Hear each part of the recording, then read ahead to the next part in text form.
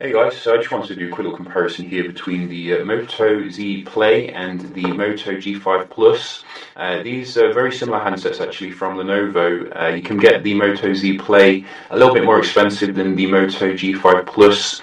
But arguably the Moto G5 Plus does come with some substantial upgrades when it comes to the camera, and we're going to check it out in this video to see the performance and the camera progression. So with the Moto Z Play we are getting an AMOLED display which is 5.5 inches. You can already see how bright it does get compared to the Moto G5 Plus, but overall G5 Plus is a decent display. We're also getting a much bigger battery in the Moto Z Play, as well as the modularity ability, which allows you to put different stuff on the back. I've still not checked it out, to be honest, but I'm sure it appeals to some people.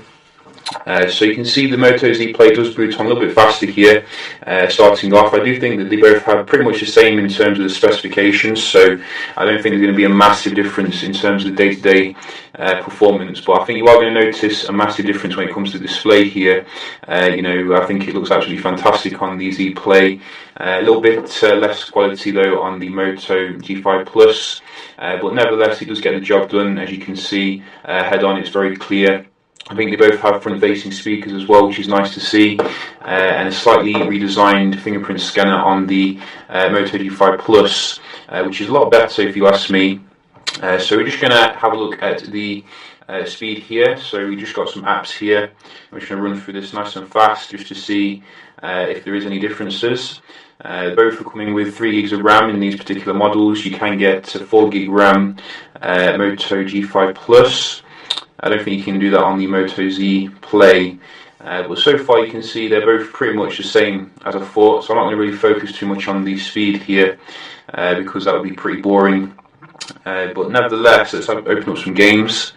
It'd help if I opened up the right one. Let's just go back.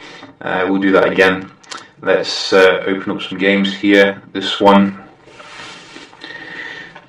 We do get a front-facing flash on the Moto Z Play, which could be good for your selfies.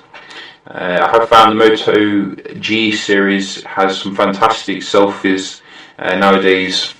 I did click this one first.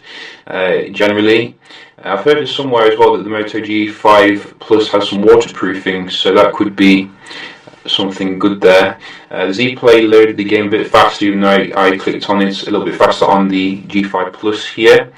Let's just try Asphalt. Is that one I think I've already done? Did I do this one?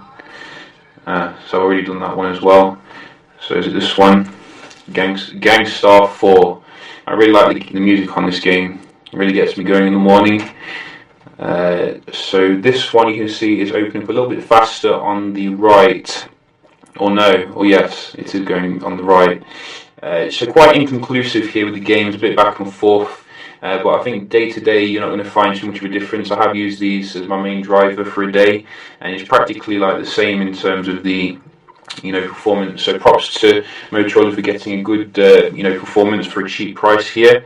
Let's have a look at the camera then. So we are basically looking at the 1.7 aperture camera in the Moto G5 Plus here versus I think 2 aperture with the differing camera sensors as well. So I think we have a traditional Sony sensor, which I do prefer compared to your OmniVision sensor, which I always have like a caution whenever I hear OmniVision, going back to the original Moto X 2013.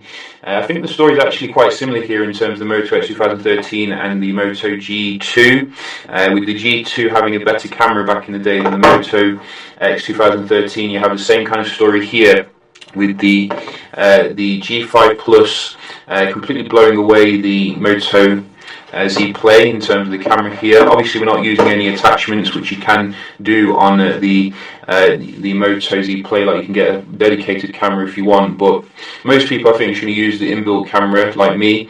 And you can see with this low light shot here, I couldn't even get the phone to focus, to be honest, on this shot, whereas on the Moto G5 Plus we do have dual pixel focus technology straight from the S7, which makes it focus extremely fast.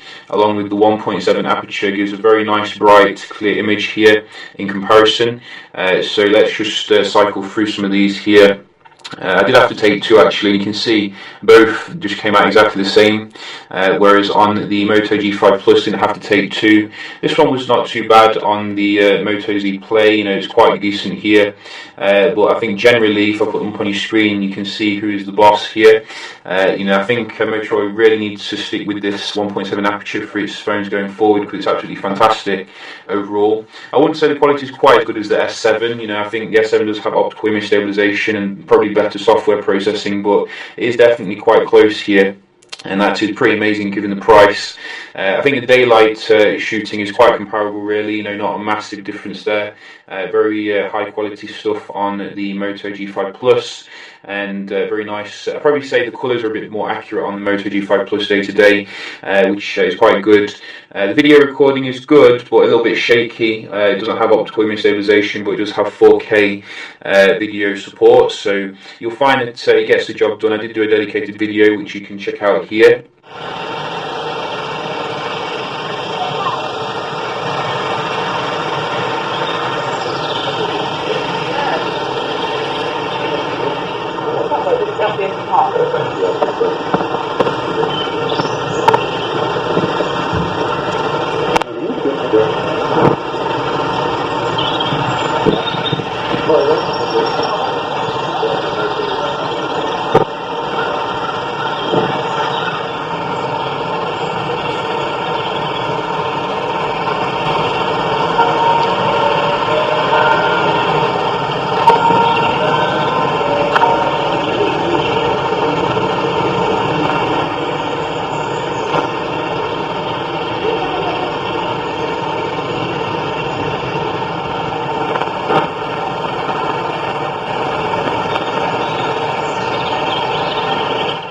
So overall, I think Motorola have done a fantastic job on the camera with the Moto G5 Plus. Definitely a reason to consider it actually over the Moto Z Play. However, overall, I do think that the Moto Z Play is the better phone in key areas when it comes to, you know, the screen technology, when it comes to Type-C, the bigger battery obviously, and the fact you can also swap out the back here, which is quite nice. And I do like the metal kind of finish around the phone. It feels a little bit more premium overall. But if camera is more important, definitely go for the Moto G5 Plus here, because it's coming with a very similar kind of specification, but a much better camera. It's like an Echo back in the day of 2013 with the Moto X here versus the Moto G. So hopefully in the future Motorola will just roll everything into one device, you know, big battery, fantastic camera, good screen, etc. They never seem to be able to get everything just right, but nevertheless I think they are improving and going in the right direction overall. Yeah, you know, if you've got any questions, do let me know. They're both fantastic phones nevertheless, and I hope to do some other videos, probably check out the, you know, waterproofing etc. on the G5 Plus, so do stay tuned for that. Hope you enjoyed the video, and I'll see you in the next one. Cheers.